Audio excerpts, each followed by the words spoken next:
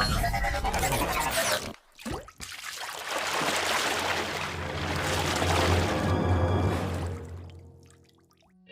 Hello guys, welcome to my channel code for life. तो आज हम लोग एक नई प्लेलिस्ट स्टार्ट करने वाले हैं जिसमें हम लोग कॉटलिन को बेसिक से लेके एडवांस तक जानेंगे। तो सबसे पहले शुरू करते हैं कॉटलिन के बेसिक से। तो जो कॉटलिन थी वो 2011 में गूगल ने बनाई थी। तो जब ये लैंग्वेज नई नई आई थी तो इसको डेवलपर्स ने इतना ज़्यादा इंपॉर्टेंस नहीं दिया जावा के सामने, क्योंकि जावा बहुत ही सालों से मार्केट में चली हुई आ रही थी। लेकिन 2017 में गूगल ने अपने IO डेव सबमिट में इसको एंड्रॉयड के लिए एक ऑफिशियल लैंग्वेज डिक्लेयर कर दिया। उसके बाद से डेवलपर्स ने क्या किया, डेवलपर्स ने जावा से कॉटलिन में बहुत तेज़ी से स्विच हुए। तो जो जावा था, इससे जावा की डिमांड कम हुई, पर बिल्कुल ख़त्म नहीं हुई, बट जावा की डिमांड कम हुई एंड्रॉयड डेवलपमेंट की फील्ड में। और धीरे धीरे आजकल जो भी ऐप बनते हैं वो जावा से कॉटलिन में शिफ्ट हो चुके हैं। ये चीज़ इस वजह से नहीं हुई क्योंकि गूगल ने कॉटलिन को ऑफिशियल लैंग्वेज डिक्लेयर किया था फॉर एंड्रॉयड। ये चीज़ बल्कि इसलिए हुई क्योंकि जावा में जो फीचर्स थे एंड्रॉयड डेवलपमेंट के लिए वो सारे कॉटलिन में पहले से अवेलेबल थे, और इसके अलावा जो कॉटलिन में कुछ अलग से फीचर थे जो जावा में अवेलेबल नहीं थे, और इसकी सिंटैक्स भी जावा से ईजी थी सीखने के लिए। इसलिए जो डेवलपर्स थे वो जावा से कॉटलिन में शिफ्ट हो गए। तो चलिए जानते हैं कि कॉटलिन में ऐसा क्या है जो आप लोगों को कॉटलिन सीखनी चाहिए।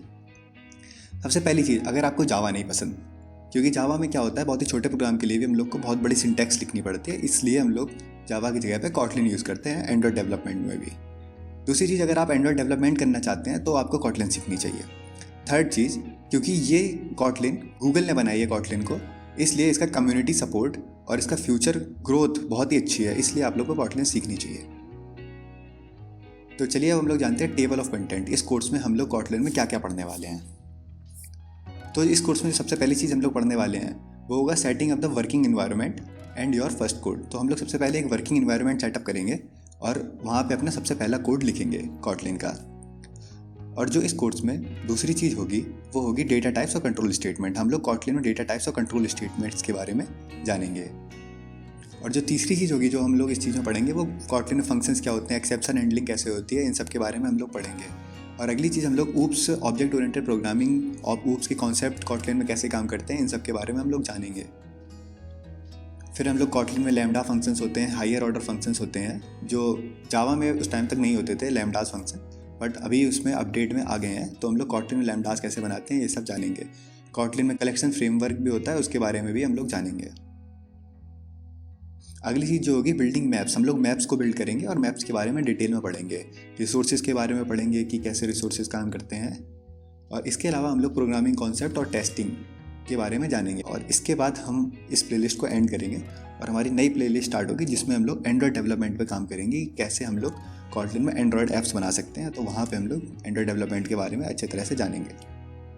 तो अब बात कर लेते हैं कि ये कोर्स ख़त्म करने के बाद आपको क्या क्या मिलेगा, आप लोग को ये कोर्स में के एंड पे क्या मिलेगा। सबसे पहली चीज़, इस कोर्स के एंड पे आपको कॉटलिन की एडवांस नॉलेज होगी, आप कॉटलिन के बारे में सब कुछ जान चुके होंगे।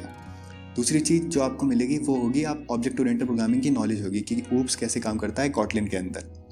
तीसरी चीज़ जानेंगे कि आप एंड्रॉयड डेवलपमेंट में जा सकते हैं। इसके बाद इस कोर्स को खत्म करने के बाद आपको कॉटलिन की नॉलेज होगी, तो अब आपको एंड्रॉयड डेवलपमेंट में जाने में कोई भी प्रॉब्लम नहीं होगी, आपके सारे बेसिक्स क्लियर होंगे ऑलरेडी।